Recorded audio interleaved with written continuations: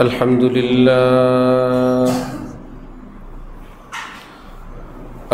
لله وكفى وسلام على عباده الذين اصطفى أما بعد فأعوذ بالله من الشيطان الرجيم بسم الله الرحمن الرحيم ألف لام ميم ذلك الكتاب لا ريب فيه هدى للمتقين وقال تعالى يا أيها الذين آمنوا اتقوا الله وكونوا مع الصادقين صدق الله مولانا العظيم وقال رسول الله صلى الله تعالى عليه وسلم يا أبا هريرة اتق المحارم تكن أعبد الناس أو كما قال رسول الله صلى الله تعالى عليه وسلم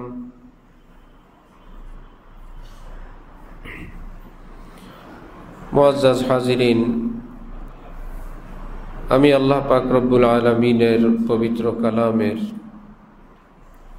দুই জায়গা থেকে অংশ বিশেষ তেলাওয়াত করলাম এবং হযরত রাসূল করিম সাল্লাল্লাহু আলাইহি ওয়াসাল্লামের একখানা হাদিস শরীফ পাঠ করলাম। আল্লাহ পাক কোরআন শরীফ এবং হাদিস শরীফের সহিহ ইলম আমাদের সকলকে নসিব ফরমান। কোরআনে পাক হাদিসে পাকের উসিলায় আমাদের জীবনের সমস্ত গুনাহ মাফ করে দেন, আমাদেরকে দ্বীনের সহি বুঝ নসিব ফরমান। কোরআনে পাকের শুরুতে কোরআনের উদ্দেশ্য সম্পর্কে আল্লাহ পাক ইরশাদ করেন, আমার এই কোরআন তোমাদেরকে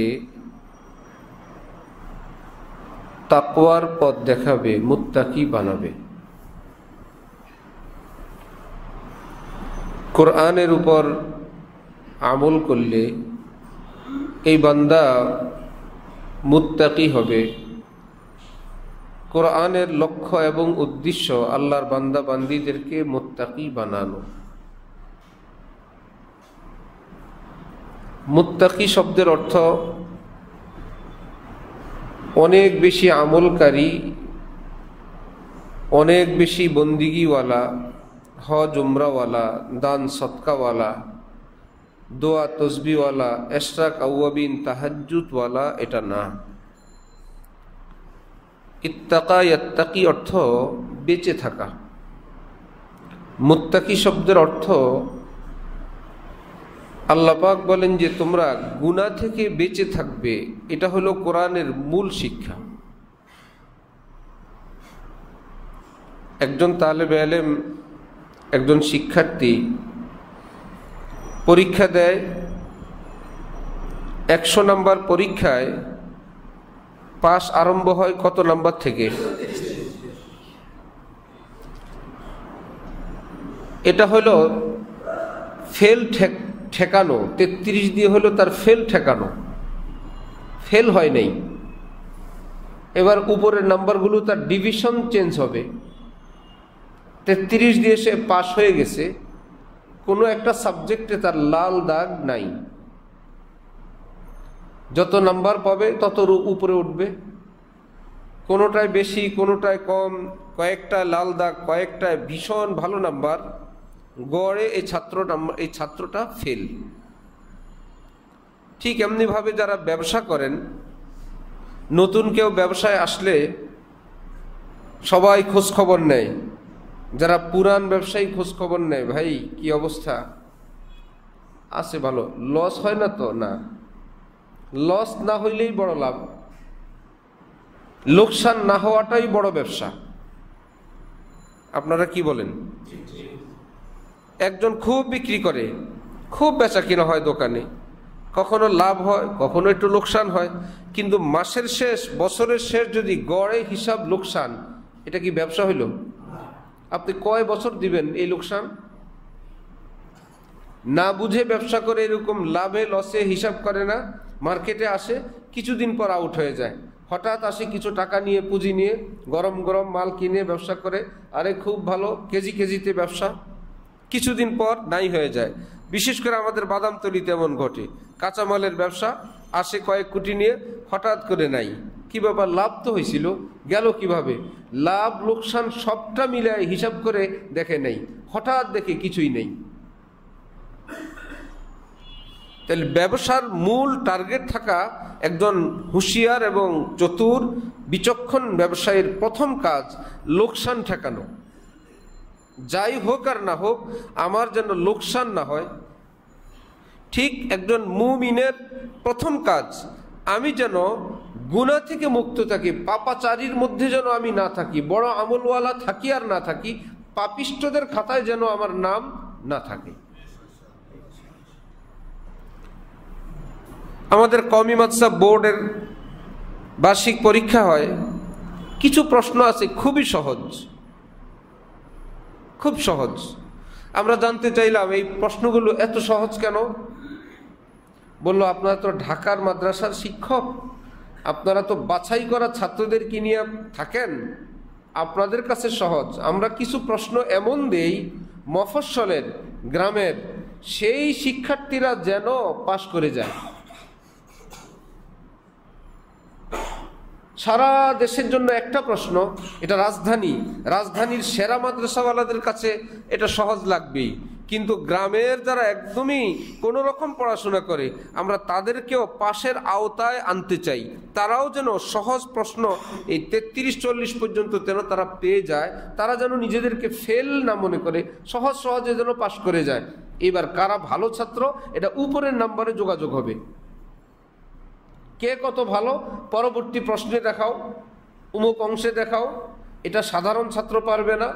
তো যে বোর্ড চালায় তাদের লক্ষ্য উদ্দেশ্য থাকে সেরা ছাত্র না সব ছাত্র। ঠিক স্কুল কলেজের বোর্ডের প্রশ্নগুলো মাথায় রাখে যে আমার মফস্বলের গ্রামের শিশুরাও যেন পারে, সেই শিক্ষার্থীরা যেনও পারে। রব্বুল আলামিন কোরআন নাজিল করছেন শুধু সাহাবীদের জন্য না সব মুসলমানের জন্য? শুধু আরব দেশের জন্য না সারা পৃথিবীর জন্য? কিয়ামত পর্যন্তের জন্য। কিয়ামত পর্যন্ত সকল মুসলমানের জন্য বিধান তো আর পরিবর্তন হবে না। এই বিধান দিয়ে এত সহজ করে দিলেন রব্বুল আলামিন। চান অনেক বড় বড় বন্দিগি সবাই করবে, কমপক্ষে আমাকে এইটুকু নিশ্চিত করো তুমি পাপাচারেই লিপ্ত না, আমি আল্লাহ তোমাকে পাশ করাই দিব। তুমি ফেল থেকে বেঁচে গেলা। এত হজ কতজন করতে পারবে? এত লক্ষ কোটি টাকা কে দান করতে পারবে? প্রতি রাতে তাহাজ্জুদ আর কেই বা পারে? লম্বা তসবিহ কার হাতেই বা থাকে? কিন্তু এইটুকু নিশ্চিত করো পাপাচারে তুমি লিপ্ত থাকবা না, আমি ওয়াদা করলাম তোমাকে পাশ করে দিব। তাহলে আমরা কি চেষ্টা করবো না ইনশাআল্লাহ?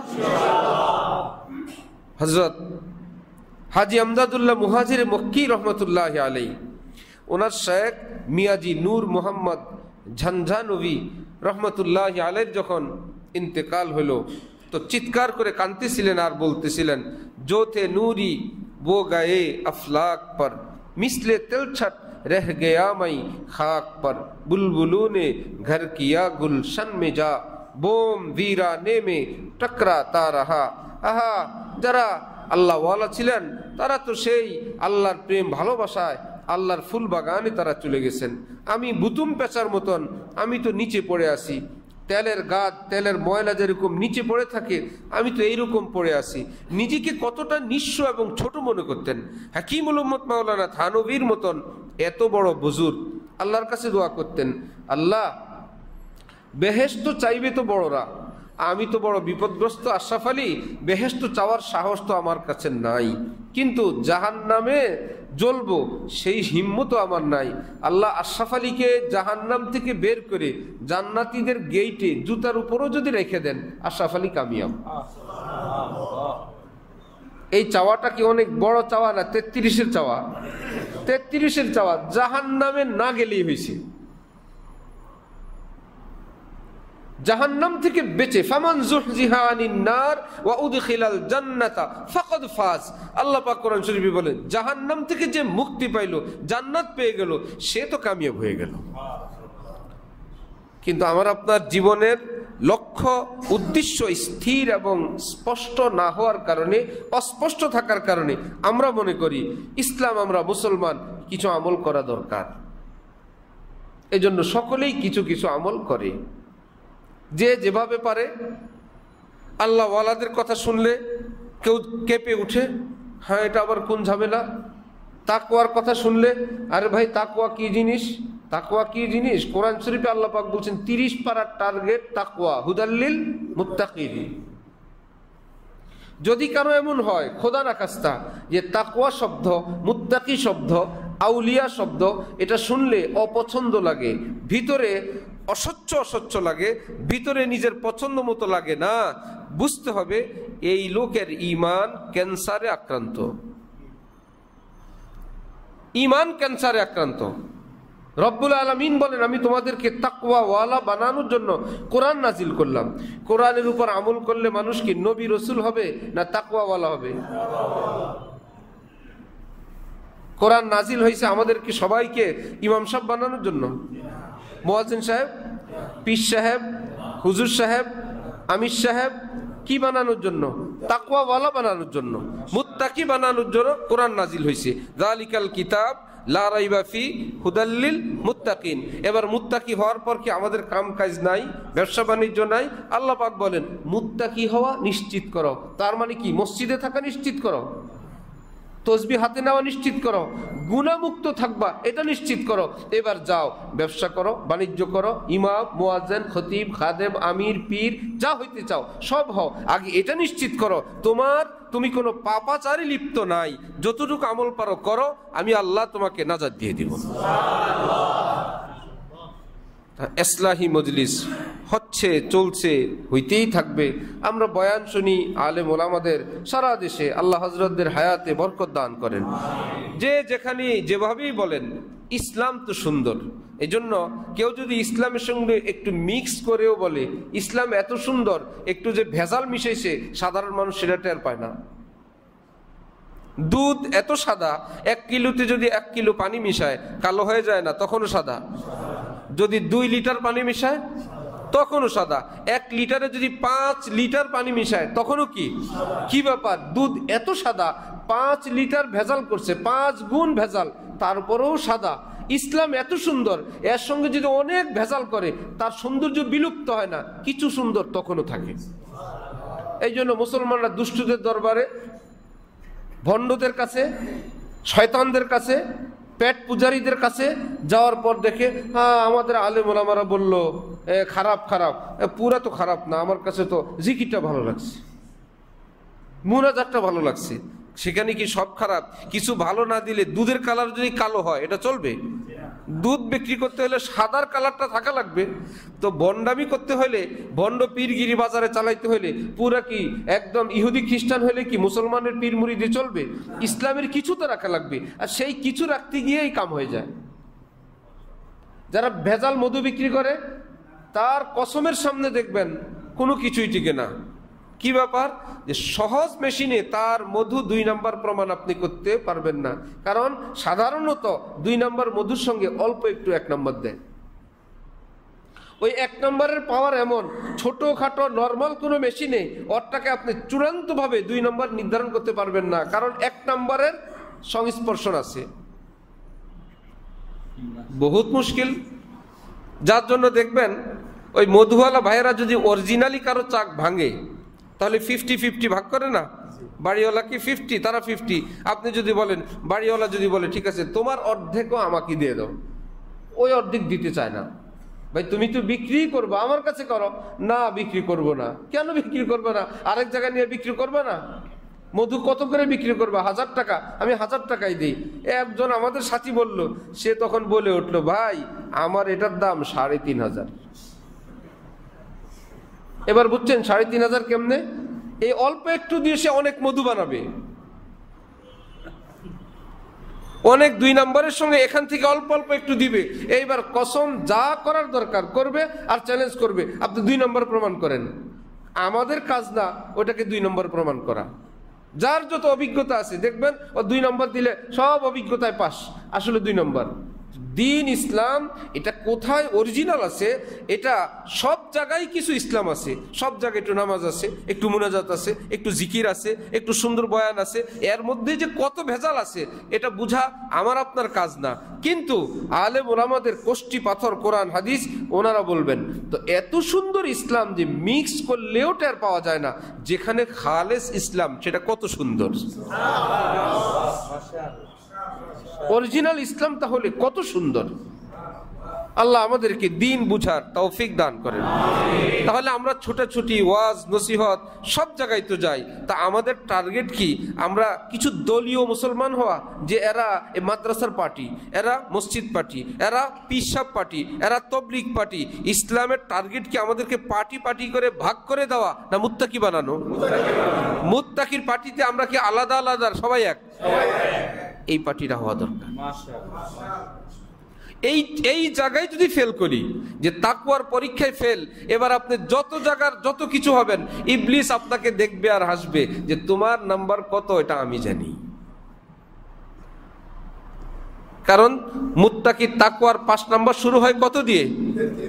33 যদি না পান, আপনি যতই লম্পঝম্প করেন, এবার অন্যরা বলবে না যে তোমার এক সাবজেক্ট ফেল, তুমি মজা করো, আর রেজাল্ট যখন বের হবে তোমার ফেল, এই বছর তুমি আগাইতে পারবা না, তোমার একটা সাবজেক্ট ফেল আছে।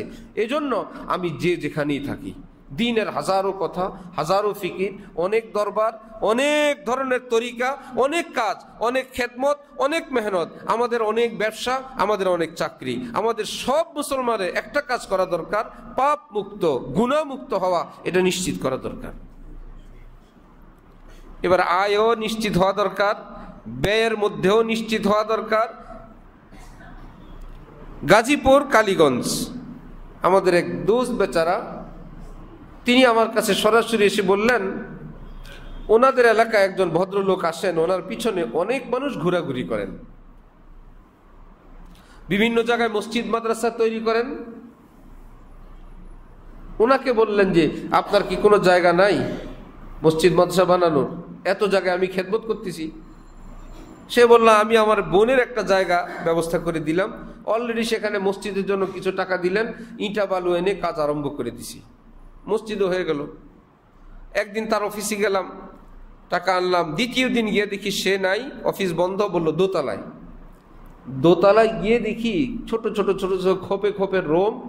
কি ভাই, কিসে আসলাম, কিসের ব্যবসা করে? পরে জানতে পারলাম মদের ব্যবসা করে। এই মসজিদ মাদ্রাসা বানানোতে কাজ হবে? ক্যালকুলেটরে যে এতগুলো মানুষ নামাজ পড়বে, সবগুলো মানুষের সব আমার ভাগে আসবে, এই ভাগে কাজ হবে না।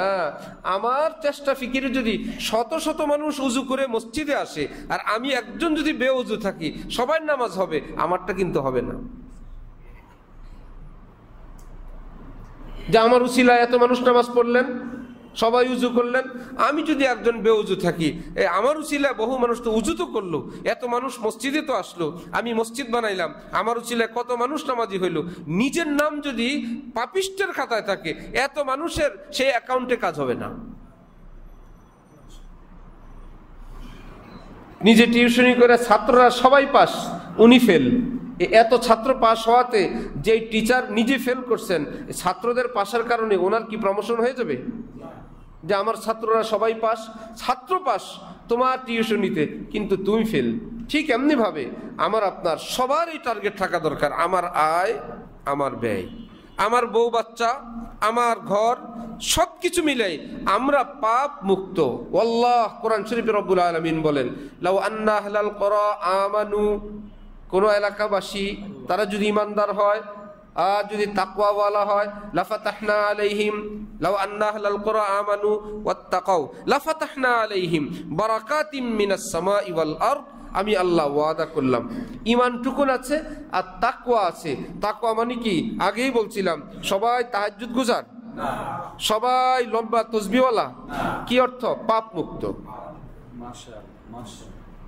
এইটুকুন যদি হয়, কোরআনে পাকে রব্বুল আলামিন ওয়াদা করছেন, আমি আল্লাহ ওয়াদা করলাম।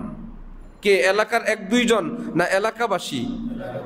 খুব জেনে রাখবেন, লাফাতাহনা আলাইহিম বারাকাতিম মিনাস সামাই ওয়াল আরদ, আসমান থেকে বরকতের সমস্ত দুয়ার আমি আল্লাহ তাদের জন্য খুলে দিয়ে দিব। তাহলে বৃষ্টির দোয়া যে এতদিন বৃষ্টি হচ্ছিল না, আলেমদের দোয়া দুর্বল এই জন্য না, আমার কারণে? আমার কারণে। বৃষ্টির দোয়া প্রার্থনার জন্য নিয়মই হলো সেখানে যেন কোনো পাপিষ্ট, মুনাফেক, কাফের, বেঈমান সেই দরবারে না যায়। কেন? হুজুর দোয়া করবেন বৃষ্টি হবে? রব্বুল আলামিন বলেন না, যাকে দেখলে আমার গোসা লাগে সে যেন এই দোয়া না আসে। তাহলে আমাদের জীবন, আমাদের আয় ব্যয়, আমাদের সকাল সন্ধ্যা আল্লাহ পাককে খুশি করার মতো না নারাজ করার মতো? তো বৃষ্টি হয় না, এটা আলেম ওলামাদের দোয়া দুর্বল এটা বলা উচিত না আমার কারণে? আমার কারণে। সবাই নিজ নিজ জায়গায় চোখের পানি ফেলা উচিত, মনে হয় আমার কারণে হচ্ছে না, আমার গুনাহের কারণে হচ্ছে না। এত ভালো ভালো মানুষরা দোয়া করে। হযরত আলী রাদিয়াল্লাহু তাআলা আনহু, ওনার যুগে একজন ওনার কাছে গিয়ে বলল, হুজুর, হযরত আবু বকর, ওমর, উসমানদের যুগে এত ফিতনা ছিল না, আপনার যুগে এত ফিতনা কেন হুজুর? তার মানে কি আপনি ওনাদের মতন না, এই জন্যই তো এত ফিতনা, এটা বুঝাইতে চাইছে না? আপনি যদি ওনাদের মতো ভালো হুজুর হইতেন, বড় হুজুর হইতেন, তাহলে দেশটা ওনাদের মতন শান্ত থাকতো। হযরত আলী বুঝলেন, বুঝে জবাব দিলেন যে আবু বকর, ওমর, উসমানরা যখন রাষ্ট্র পরিচালনা করতেন, সিনিয়র সিনিয়র সাহাবাই কেরাম ওনাদের উপদেষ্টা ছিলেন, আর আমি এখন দেশ চালাই, আমার উপদেষ্টা তো তোমরা, তোমাদের মতন সদস্যরা হইলে আমার উপদেষ্টা, এই জন্য এত ফিতনা। তাহলে যারা আজকে বড় অট্টহাসি দিয়ে বলে, দেখছো আগের যুগের হুজুররা দোয়া করলে সাথে সাথে বৃষ্টি হয়ে যেত, এই যুগের হুজুররা দোয়া করে বৃষ্টি হয় না, তাহলে বৃষ্টি হয় নাকি ওই হুজুরের কারণে না আমার কারণে? হযরত আলীর যুগের ওই জবাব খেয়াল রাখলে হবে যে আমি কি সত্যি এমন মানুষ যে আমি বৃষ্টির দোয়া করার উপযুক্ত? হ্যাঁ, দোয়া তো করতেছি, কিন্তু ব্যাপকভাবে মানুষের মধ্যে যে হারাম রুজি, হারাম কাজ, ঘরে ঘরে যে অশ্লীলতা, হাতে হাতে নষ্টামি, এই যে আল্লাহ ভাত পানি খাওয়ায় আমাদেরকে বাঁচায় রাখছেন, এই শুকরিয়া তো আদায় করতে পারবো না। কিসের বৃষ্টি আমার? আল্লাহ পাক যে আমাদের জন্য নিঃশ্বাসের বাতাস দিয়ে রাখছেন, পান করার জন্য পানি ধরে রাখছেন, টিউবওয়েলে পানি পাওয়া যায়, এই পানি তো নিচে চলে গেলে কি হইতো? নদীর পানি শুকিয়ে গেলে কি হইতো? তিনি যে বাঁচায় রাখছেন, এই শুকরিয়া তো আদায় করতে পারবো না। এজন্য আমার ভাইরা, এই পাপের জীবন এবং ব্যাপকভাবে যেরকম ঘর নাই, বাড়ি নাই, অফিস নাই, হাতে হাতে মোবাইল, কালকে একজন, আজকে একজন বিদেশ থেকে আমার কাছে SMS করছে যে আমরা প্রবাসীরা সবার হাতে আমাদের জীবন সঙ্গী মোবাইল, এবং সবাই মোবাইলের মধ্যে অশ্লীলতা, আমার জীবনটা একটা জাহান্নাম হয়ে গেছে। কি হইলো? যে সুখের জন্য মোবাইল দেখলা, সুখের রেজাল্ট হইলো দুনিয়া জাহান্নাম। মোবাইল দেখছিল কি অশান্তির জন্য না শান্তির জন্য? আরামের জন্য। আমি সেটাকে বলি এভাবে, সাপ যখন জালে আটকা পড়ে, যারা দেশি মানুষ, গ্রামের মানুষ, তারা বুঝবেন সকালবেলা সাপের গলায় জালের কি একটা পাট না অনেক পাট? এত পাট আসলো কোত্থেকে? একবার আটকানোর পর মাথা ঘুরায়, যদি একটু বাইরিতে পারি, এবার নতুন আরেক ঘাট, আবার বামে আরেকটা ঘুরান মারে, যদি এই পাশে একটু বের হইতে পারি, নতুন আরেকটা ঘাই। একটু পরে সকালে গিয়ে দেখা গেল এতগুলো জালের পাটে পাটে তার গলার ভিতরে, যার কারণে বেচারা এই দুনিয়া নাই, দুনিয়া থেকে বিদায় হয়ে চলে গেছে। যত চেষ্টা করছে ওই ভুল পথে চেষ্টা করছে। আমি আপনার সুখের জন্য একটু মোবাইল দেখি, মনে হয় সব অশান্তি, স্বামী স্ত্রীর পেরেশানি, এক পাশে একটু মোবাইল চালাই, স্ত্রী এক জায়গায়, স্বামী আরেক জায়গায়, মনে শান্তি বাড়ছে না অশান্তি বাড়ছে? কোরআন শরীফে রব্বুল আলামিন বলেন তুমি একটু পেরেশানিতে আসো, স্বামী স্ত্রীর, ব্যবসার, দুনিয়ার যে কোনো কাজ করো এক বান্দা, ওয়াস্তাইনু বিসসবরি ওয়াসসালাহ, এক কাজ করো, সবর করো আর উযু করে 2 রাকাত নামাজ পড়ো, আমি আল্লাহ তোমাকে হেল্প করব। সুবহানাল্লাহ। আল্লাহ বলতেছেন এই রাস্তায় আসো, আমি তোমাকে সাহায্য করব। বান্দা অরিজিনাল রাস্তা রেখে আবার ভুল পথে গেল, বিপদ কমে গেছে না আরো বাড়ছে? তো রহমতের বৃষ্টি আসবে কেমনে, শান্তি আসবে কেমনে?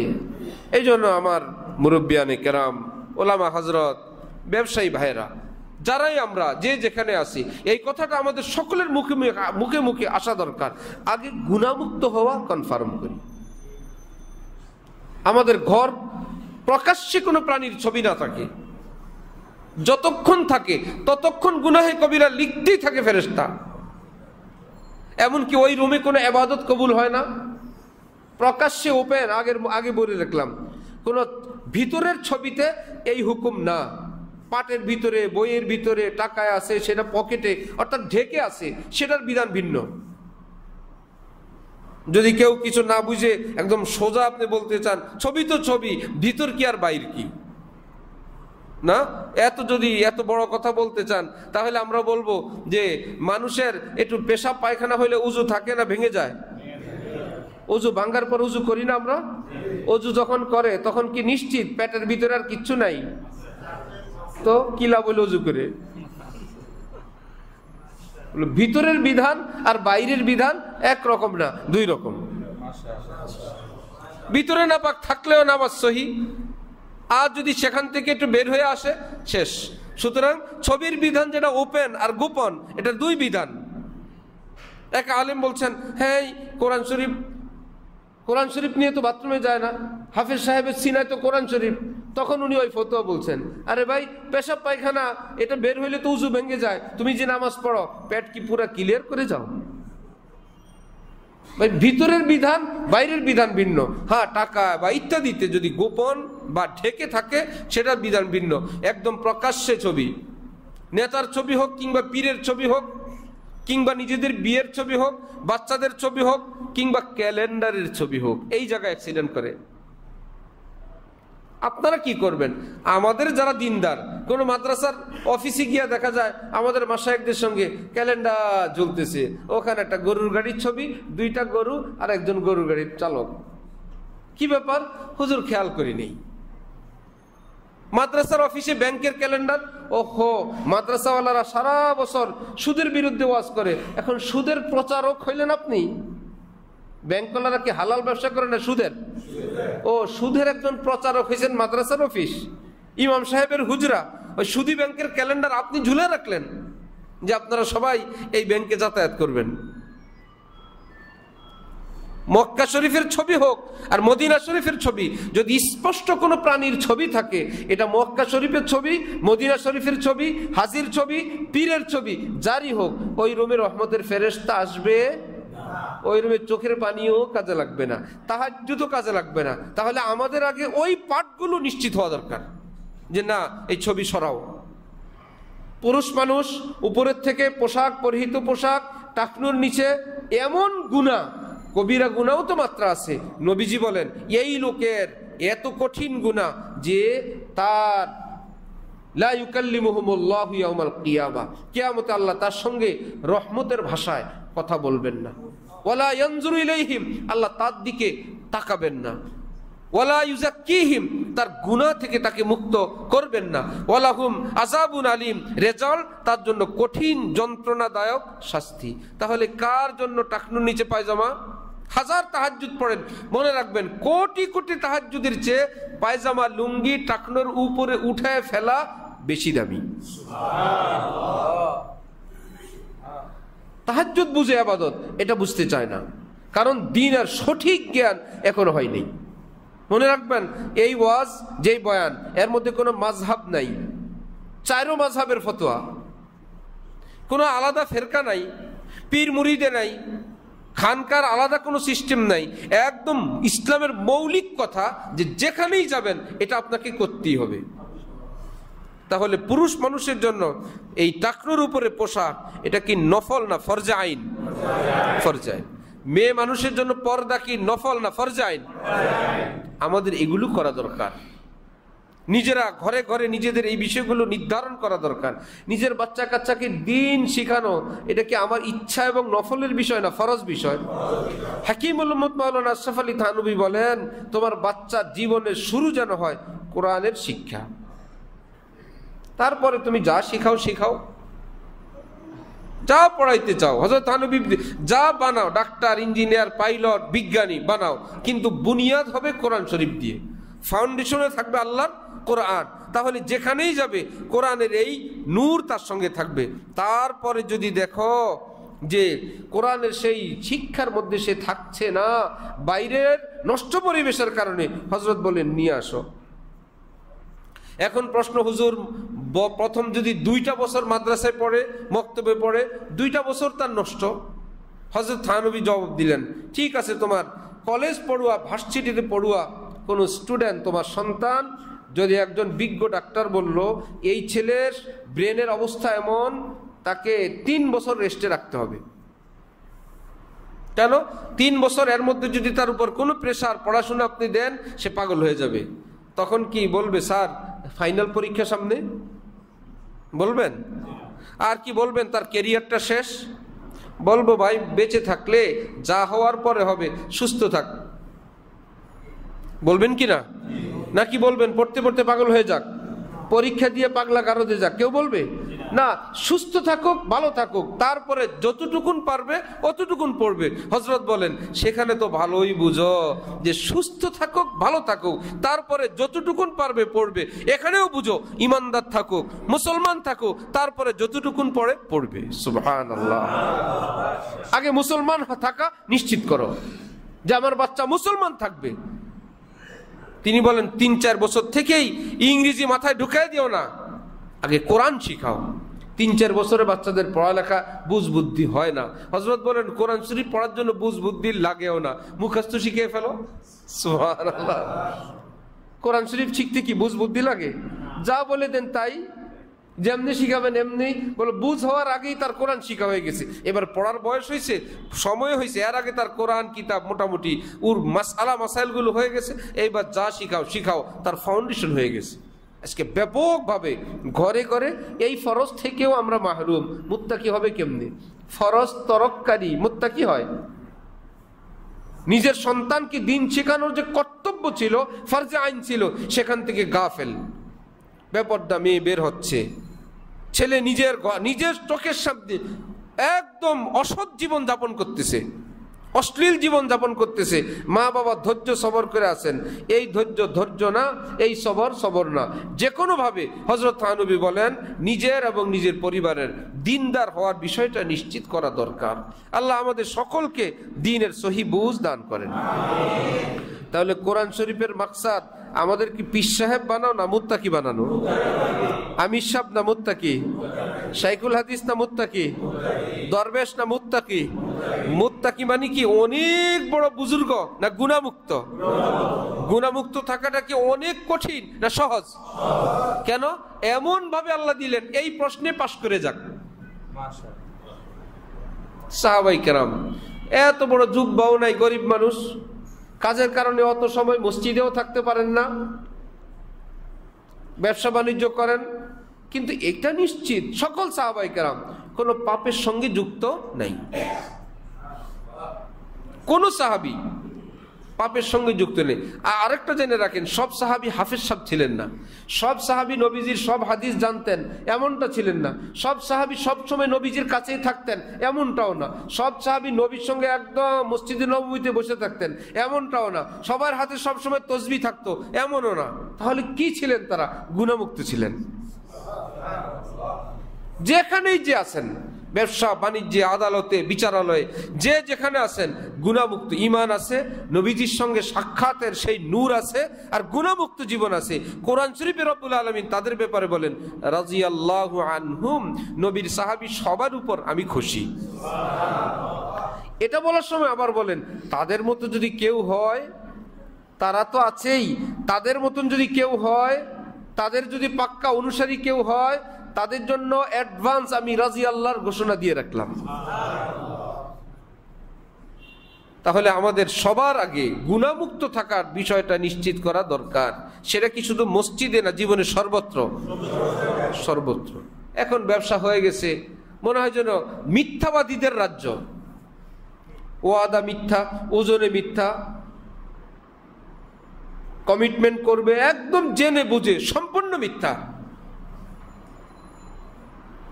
একদিনের জন্য ধার নিছে আমাদের বাদামতলির এক দোষ বেচারা, বন্ধু, একান্ত বন্ধু, একদিন মানে ধার না, মনে হয় যেন ব্যাংকের কোনো কাজ, আজকে দিব তোমার কালকে দিয়ে দিব, 1,40,00,000। এখন দেয় না তো দেয় না, আবার কি বলে জানেন, এই কটা টাকার জন্য এরকম করা লাগে? এই কয়টা টাকার জন্য আমি ওনারে বললাম যে যিনি বললেন এতে বোঝা যায় উনি তো 1,000 কোটি টাকার মালিক, যেহেতু ওনার কাছে এই কয়টা টাকা, বলেন যে এই কয়টা টাকা যেহেতু ওটা দিয়েই দাও, আমার কাছেই না এটা অনেক টাকা, তোমার কাছে তো এই কয়টা টাকা, বোঝা যায় তোমার কাছে তো ধন দৌলত অনেক আছে, সেই কয় টাকা দিয়েই দাও। এখন দাঁড়ে দাঁড়ে ঘুরতেছে, এরে ধরে ওরে ধরে। তার মানে পরের হক খাওয়া, আরেকজনের হকটা নিজের কাছে এরকম কলা কৌশল করে রেখে দেওয়া, এটা যে কত বড় বিষ, এই বিষের খবরও মুসলমানের নেই। যেভাবে পারো টাকা রুজি করো, যেভাবে পারো টাকা আনো, কিন্তু হালাল হারামেরও কোনো ভেদ বিচার নাই। যার জন্য আমাদের পরিবেশ, আমাদের সমাজ, আমাদের সব কিছুর মধ্যে এক ব্যয় বরকতি, এক রহমতের কমতি। কিছু মানুষ সমাজে আছেন সৎ, একদম নিষ্ঠাবান, মুত্তাকি, এবার সে আলেম হোক আর আলেম না হোক, ওই মানুষগুলোর বরকতে আমরা সবাই খাই, ওদের বরকতে দুনিয়া এখনো চলছে। আল্লাহ আমাদের সকলকে আল্লাহ পাকের দ্বীনের বুঝ হাসিল করার তৌফিক দান করেন। এইবার সামনে গিয়ে আল্লাহ পাক কোরআন শরীফে নিজেই বলতেছেন, ইত্তাকুল্লাহ। শুরুতে আমি বলছি সকলে তাকওয়াওয়ালা হবা, আবারও বলছি সবাই মুত্তাকি হও। একটা প্রশ্ন আল্লাহর কাছে, আল্লাহ আমরা কিভাবে মুত্তাকি হব? মুত্তাকি হওয়ার রাস্তা কি, পন্থা কি? একদম সহজ ফর্মুলা, প্রেসক্রিপশন তিনি নিজেই দিলেন, কুনু মাস সাদিকিন। যারা মুত্তাকি আছেন, সাদিকিন আছেন, তাদের সঙ্গে যোগ দাও। এ বেরাদার কশতিয়ে বাবা নশি, হযরত জালালউদ্দিন রুমি রহমতুল্লাহি আলাইহি বলেন, হে ভাইয়েরা, কোন আল্লাহওয়ালার নৌকায় উঠো, তিনি নৌকা চালাইতে জানেন, তুমি বসে থাকতেও পারবে না, তুমি কষ্ট করে নৌকায় উঠো, উনি চালায় তোমাকে পার করে নিয়ে যাবেন। সেই চালানোর অর্থ তোমার নামাজ উনি পড়বেন সেটা না, আবার যে তোমার আর কিছু করা লাগবে না, উনিই চালায় নিয়ে যাবেন। অর্থাৎ তোমার অনেক কঠিন পথ, সেটা তিনি দেখায় দেখায় তোমাকে আমল করায় করায় পরামর্শ দিয়ে দিয়ে তোমাকে সুন্নতের রাস্তা নিয়ে যাবেন। ইয়ারে বগলু বা মশৌহি আই গাভি ইয়ারে গালেব জো কে তা গালেব শবি।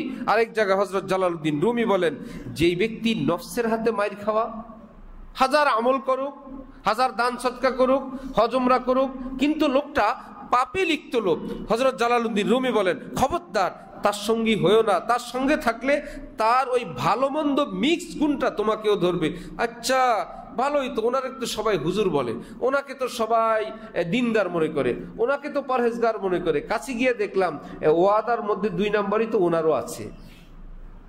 খুব কাছে গিয়ে দেখলাম, আচ্ছা ও ওনার ওই ভাবির সঙ্গে তো কথা বলা যায়, উনিও তো অন্য ভাবির সঙ্গে কথা বলেন, আচ্ছা মোবাইলে তো উনিও একটু 19-20 করেন। হযরত জালালউদ্দিন রুমি বলেন, খবরদার ইয়ারে মাগলু বা মাশৌ, যে নফসের হাতে পরাজিত ব্যক্তি, তার কাছে তুমি দিন শিখতে কাছে যাও না, তাকে আপন বন্ধু বানায়ও না, কারণ তার এই দুস্তি এবং বন্ধুত্বের কারণে ওই দুর্বল দিনদারি তোমার মধ্যে আসবে,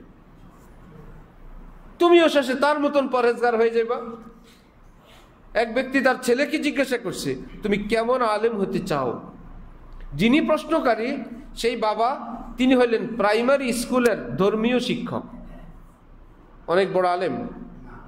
প্রাইমারি স্কুলের আগের যুগে ধর্মীয় শিক্ষক হইতেন না একজন, এখন আছে কিনা জানি না, ওই পোস্ট। প্রাইমারি স্কুলের ধর্মীয় শিক্ষক তার ছেলেকে জিজ্ঞাসা করছে, কেমন আলেম হবা? ছেলে বলল, আব্বা আপনার মতন। খুব অসন্তুষ্ট হয়েছে, ছেলেকে এক থাপ্পড় লাগায় বলল, অসভ্য কোথাকার। আমি যখন পড়াশোনা করি আমার লক্ষ্য ছিল, টার্গেট ছিল হযরত আলী রাদিয়াল্লাহু আনহুর মতন আলেম হবার। সেই লক্ষ্যে পড়াশোনা করার পর আমি এইটুকুন হইতে পারছি, আর তোমার লক্ষ্য হইলাম আমি। তোমার টার্গেট হইবা আমার মতন হবা, তাহলে তুমি কি হবা বুঝো? ইয়ারে মাগলুবা মাশৌহি আই গাবি, যে কমজোর দুর্বল আমলে কমতি, সে গিয়া যোগ দিল নফসের হাতে মাইর খাওয়া আরেকজন হুজুরের কাছে। যেই ব্যক্তি ব্যবসাও ঠিক না, যার পর্দাও ঠিক নাই, মোবাইলেও ঝামেলা, ওয়াদায়ও ঝামেলা, এই লোক থেকে সে দিন শিখতে গেছে। যার কাছে কিছু নাই সে গেছে ওই লোকের কাছে, ভাবতেছে আমার থেকে তো ভালো, কিন্তু এমন ভালো হযরত জালালউদ্দিন রুমি বলেন ওই ভালোটাও তোমার মধ্যে আসবে, তার মন্দটাও তোমার মধ্যে আসবে। খবরদার এইরকম মানুষের কাছে যাও না। ইয়ারে গালেব জো কে তা গালেব সবই, নফসের উপর পূর্ণ বিজয়ী অর্থাৎ গুনাহমুক্ত কোনো মানুষ যদি পাও, তার সঙ্গে দুস্তি করো, দেখবা গুনাহমুক্ত থাকার গুণ আল্লাহ তোমাকেও দান করবে। এটাকে আল্লাহ পাক কোরআন শরীফে বলছেন, ইত্তাকুল্লাহ ওয়া কুনু মা'আস সাদিকিন, তাকওয়ার উপর থাকো। তাকওয়ার উপর থাকার জন্য যারা মুত্তাকিন হযরত, একদম পাপ মুক্ত আল্লাহ ওয়ালা হযরত, এদের সঙ্গে থাকতে থাকতে দেখবা ওই গুণে তোমাকেও ধরবে। বড় আল্লাহ ওয়ালা বুজুর্গানি দিন যারা থাকতেন, সব বয়ান ওনারা করতেন না। একজন মানুষ বয়ান করে আরেকজনকে পুরা ইসলাম কেমনে শিখাবে? ওয়াজ থেকে ইসলাম কি পুরাটা শিখা যায়? কিছু মন মানসিকতা পয়দা হয়, দিল পয়দা হয়, আর আল্লাহ ওয়ালাদের মজলিসে গেলে অন্তরে একটা নূর আসে, সেটা বয়ানের বাইরের। কোনো আওয়াজ নাই, বয়ান নাই। হাসনা হেনা কি বয়ান করে? গোলাপ বয়ান করে, আতর কিছু বয়ান করে, কিন্তু সে গ্রান ছড়ায় দেয়। ঠিক আল্লাহ ওয়ালাদের রুহের উপরে এই পরিমাণ ইমানের খুশবু, এই পরিমাণ নূর পড়তে থাকে, তাদের সঙ্গে যাতায়াত করলে, কাছে দাঁড়িয়ে গেলে, বসলে অটোমেটিকলি ওই অন্তরের নূরের ভাগ আশপাশের ওয়ালাদেরকে আল্লাহ দান করে দেন। হাদিসে কুদসিতে আছে। এইবার সেই দিনের নূরের কারণে এই লোক এবার পূর্ণ প্রস্তুতি নেয় যে ওয়াজ তো শুনলাম অল্প, নিয়ত করলাম পূর্ণ দিনের উপর চলবো। কথা তো শুনলাম অল্প কয়েকটা, নিয়ত করলাম গুনাহমুক্ত থাকবো। আজকে হুজুরের কাছে গেলাম, বয়ান শুনলাম না, চেহারাটুকুন দেখে আসলাম, নিয়ত করলাম নামাজ পড়ে ফেলবো। আবার নিয়ত করছি সুন্নত তরিকার চেহারা সাজাবো, নিয়ত করছি বাচ্চাগুলোকে মাদ্রাসায় দিয়ে দিব, নিয়ত করছি ব্যবসার মধ্যে একটু 19-20 আছে সেটা শেষ করে ফেলবো, নিয়ত করছি ব্যাংকের সঙ্গে হারাম লেনদেনে যুক্ত আছি, যত কষ্টই হোক এর থেকে ছুটি নিয়ে নিব। ওই অন্তরে যখন নূর আসতে শুরু করবে, যেটা কুনু মা'আস সাদিকিনের বরকত, আল্লাহ ওয়ালাদের সুবতের বরকত, তো ওয়াজে হবে কিছু, আর বাকি সবটা ইমানের নূরের বরকতে আল্লাহ পূর্ণ দিনদার বানিয়ে দিবেন। এই খুঁটিনাটি দিয়ে হয় না। এই জন্য হযরত ওয়ালা আমাদের শেখ দামাত বারাকাতুহুম বলতেছিলেন যে ভাইয়েরা, এই ওয়াজ নসিহত বয়ান বক্তৃতা এই দিয়ে পূর্ণ দিনদার হওয়া মুশকিল। এই দিয়ে কিছু আমল শিখা যায়, কিন্তু দিনদার হওয়ার জন্য মনে প্রাণে যে একটা প্রস্তুতি, ইমানের জোশ জজবা, সেটা কামিলিন আল্লাহ ওয়ালাদের সোহবত থেকেই অর্জন হয়। হযরত জালাল কি ইমামে রব্বানি মাওলানা রশিদ আহমদ গঙ্গুহির মতো মানুষ, উনি হাজি আমদাদুল্লাহ মুহাজির মক্কির নিকট যাইতেন। লোকেরা বলতেন, আপনার এলেম কালামের কি কোনো কমতি আছে? আপনি কেন গেলেন? বললেন যে বাবারা, এলেম কালাম দিয়ে নিজে মুত্তাকি হওয়া, আল্লাহ ওয়ালা হওয়া মুশকিল। আল্লাহ ওয়ালা হওয়ার জন্য আরেক আল্লাহ ওয়ালার কাছে যাওয়া লাগে। ওয়াজ দিয়ে, বক্তৃতা দিয়ে, ইউটিউব দিয়ে, ফেসবুক দিয়ে এ আল্লাহ ওয়ালা হওয়া কিংবা মুত্তাকি হওয়া অসম্ভব। মুত্তাকি হওয়ার, আল্লাহ ওয়ালা হওয়ার রাস্তা একটাই, কোরআন শরীফে বাতলানো, কুনু মা'আস সাদিকিন ইহদিনাস সিরাতাল মুস্তাকিম। এইটুকুন শেষ না? সিরাতাল্লাযীনা আন'আমতা আলাইহিম, আল্লাহ সিরাতে মুস্তাকিম দেন, অর্থাৎ তাকওয়ার রাস্তা দেন। আল্লাহ যারা মুত্তাকি, এলমে আমলে একদম আসমানি নিয়ামত প্রাপ্ত, আল্লাহ আমাকে তাদের পথের পথিক বানান। প্রত্যেক রাকাতে আপনি বলেন ইহদিনাস সিরাতাল মুস্তাকিম, আল্লাহ সঠিক বেহেশতের পথটা দেন। সেটা কি তাকওয়ার বাইরের পথ না তাকওয়ার পথ? নিশ্চিত। তাহলে আল্লাহ তাকওয়ার পথ দেন, সিরাতুল মুস্তাকিম দেন। আবার বলতেছেন সিরাতাল্লাযীনা আন'আমতা আলাইহিম, যারা মুত্তাকি এলেমওয়ালা, আল্লাহ তাদের পথটা দেন। বুঝা গেল, তাকওয়ার পথও চাই, যারা মুত্তাকি তাদের পথেও চলা চাই। এটাই কোরআনে পাকের শিক্ষা। ব্যাপক মানুষ এই শিক্ষা থেকে মাহরুম। এই জন্য জালালউদ্দিন রুমি বলেন, কম কাসে জবদালে হক আগা শুদ, জুমলা আলম জি সবব গুমরাহ শুদ। এই পৃথিবীর মানুষগুলো যে ব্যাপকভাবে ক্ষতির মধ্যে, এর কারণ একটাই, কামিলিন আল্লাহওয়ালা মুত্তাকিন থেকে দূরে থেকে দেখা কিছু কিছু আমল ঠুনকা টুনকা, যার যে আমল ভালো লাগে নিজের জায়গায় বসে বসে আমল করে আর ভাবতে থাকে আমি মুত্তাকি হয়ে গেছি, আমি পরহেজগার হয়ে গেছি, আমি আমলওয়ালা হয়ে গেছি। হযরত রুমি বলেন, জুমলা আলম জি সবব গুমরাশুদ, ব্যাপকভাবে মুসলিম সমাজ পথভ্রষ্ট হয়েছে এই কারণে কি, কম কাছে জবদাল হক আগাশুদ, অল্প মানুষই কামিলিনের সংবাদ পায়া তাদের পিছনে ছুটছে। যারা ছুটছে তারা সকলকে আল্লাহ পাক আজ হোক কাল হোক মরণের আগে হোক জীবন গুনাহমুক্ত করে কবরে নিয়ে যাবে। আল্লাহ ওয়ালাদের সঙ্গে থাকার পুরস্কার হয়তো মুত্তাকি আজকে হয়ে যাবে, আগামীকাল হয়ে যাবে, জীবনের মধ্যখানে হয়ে যাবে, অথবা মৃত্যুর আগে আল্লাহ পাক এমন কোন তওবার তৌফিক দিবেন যেই তওবায় জীবনের সমস্ত পাপ থেকে মুক্ত বানায় কবরে নিয়ে যাবেন, যেটা আমাদের উদ্দেশ্য এবং লক্ষ্য। আল্লাহ আমাদের সকলকে তৌফিক দান করেন। এই তাকওয়ার এই ভিতরের স্পৃহা এটা অর্জন করার জন্য বুজুর্গানি দ্বীন বলেন দুই আমল, যেন আমার ঈমান মজবুত হয়, ঈমানের ভিতরে স্টিম, দুই আমলের জন্য। একটা হলো জিকির, জিকির করলে ভিতরে নূর আসে, ঈমানটা শক্তিশালী হয়, তখন ঈমানি আমলের দিকে মন ঝুঁকে নিয়মিত জিকির করা, সেটা যদি সংখ্যা একটু কম হয়, হ্যাঁ, যদিও এই জিকির কোনো আল্লাহওয়ালার পরামর্শে হওয়া চাই। এই জন্য জিকির হলো মধুময় এক আমল। যদি আল্লাহওয়ালার পরামর্শ না থাকে, তার মাত্রা, আপনার বয়স, স্বাস্থ্য, ব্যস্ততা, সেইটার বিবেচনা করে উনি সংখ্যা দিবেন। এই সংখ্যা যদি কেউ ভুল করে তো জিকিরে কখনো রিয়াকশন হয়। এই জন্য কোনো মুরব্বী তিনি বলে দিবেন আপনার কি করেন, চেহারা সুরত দেখে ফেলবেন, ব্যস্ততা ইত্যাদি জেনে উনি ওনার সময় মতন। অনেকেই আগের যুগের বই পড়েন, যেই বইয়ে 5000 বার জিকির আছে, 10,000 বার জিকির আছে, 20,000 বার জিকির আছে, কোনো আলেমের ধার ধারেন না, একা একা জিকির করেন, পরে বিপদে পড়েন। ভাবতেছে আরে জিকির করে বিপদে পড়বে কেন?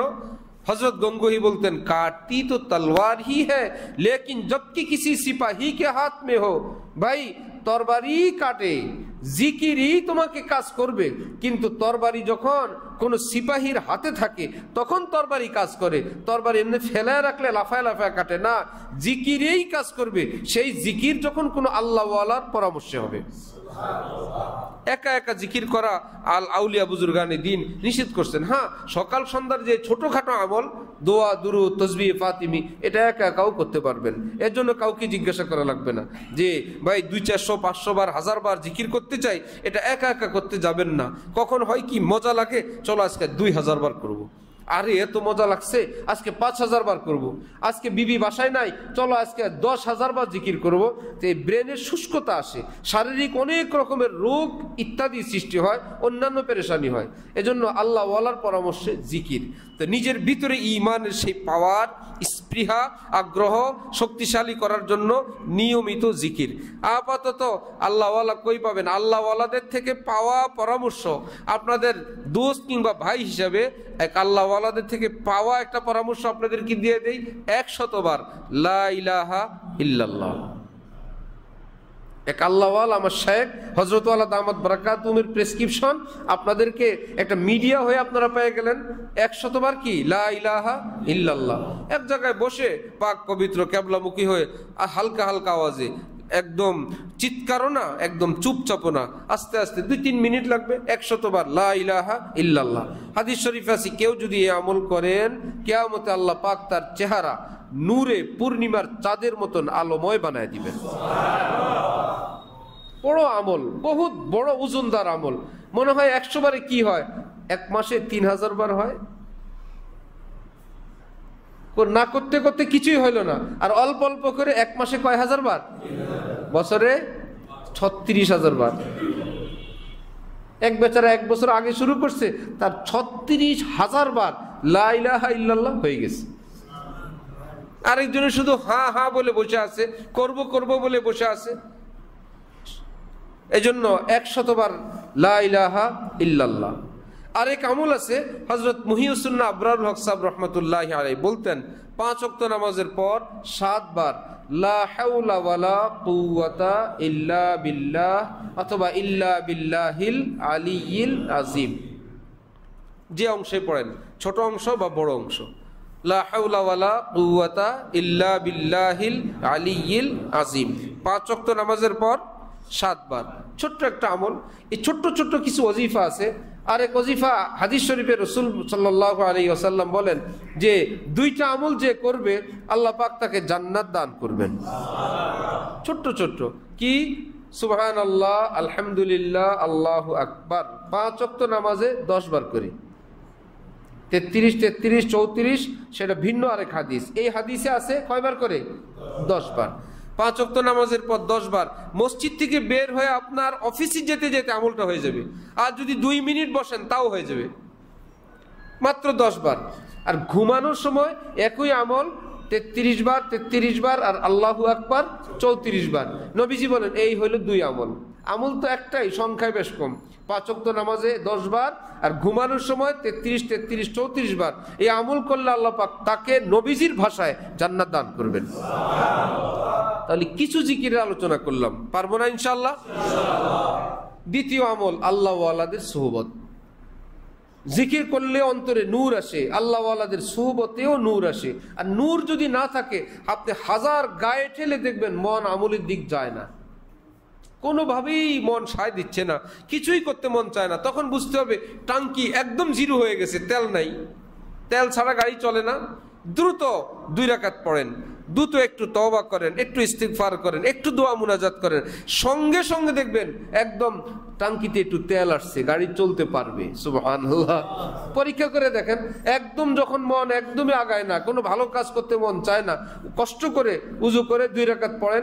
2 রাকাতও যদি না পারেন কয়েকবার ইস্তিগফার পড়েন, আস্তাগফিরুল্লাহ, আস্তাগফিরুল্লাহ, আস্তাগফিরুল্লাহ। বাংলায় বলেন আল্লাহ মাফ করেন, আল্লাহ মাফ করেন। কয়েকবার লা হাওলা ওয়ালা কুওয়াতা ইল্লা বিল্লাহ পড়েন, 1-2 বার দুরূদ শরীফ পড়েন। সঙ্গে সঙ্গে দেখবেন এই আমলগুলোর নূর খালি টাঙ্কিতে জমা হওয়াতে মন, মস্তিষ্ক, শরীরের শিরায় শিরায় নতুন একটা প্রাণ অনুভব করবেন যে না আলহামদুলিল্লাহ, সামনের ওয়াক্ত আজান দিলেই মসজিদে চলে যাব। তাহলে কিছু হইল জিকির আর বাকিটা হইল আল্লাহ ওয়ালাদের সুহবত। এই 2 আমলের দ্বারা অন্তরের মধ্যে ঈমান শক্তিশালী হয়, এইবার বান্দা গুনাহ থেকে বেঁচে থাকার হিম্মত হয়। আল্লাহ আমাদের সকলকে গুনাহমুক্ত থাকা এটা কনফার্ম করার তৌফিক দান করেন। আল্লাহ পাক আমাদের জন্য খুশির ঘোষণা দিয়ে দিয়েছেন, যদি তোমরা বড় গুনাহগুলো থেকে বেঁচে থাকো, ফাঁকে ফাঁকে যদি কিছু ভুল বিচ্যুতি ছোটখাটো কিছু হয়, তোমরা চাওয়া লাগবে না, আমি নিজেই মাফ করে দিব। কেমনে বলেন? ইনতাজতানিবু কাবাইরা মা তুনহাউনা আন, বড় বড় কবিরা গুনাহগুলা থেকে যদি তোমরা বিরত থাকো, নুকাফির আনকুম সাইয়্যাতিকুম, ছোট ছোট গুনাহগুলো আমি মিটাই দিব। আল্লাহ আমাদের সকলকে তৌফিক দেন, কবুল করেন। ওয়া আখিরু দাওয়ানা আনিল হামদুলিল্লাহি রাব্বিল আলামিন।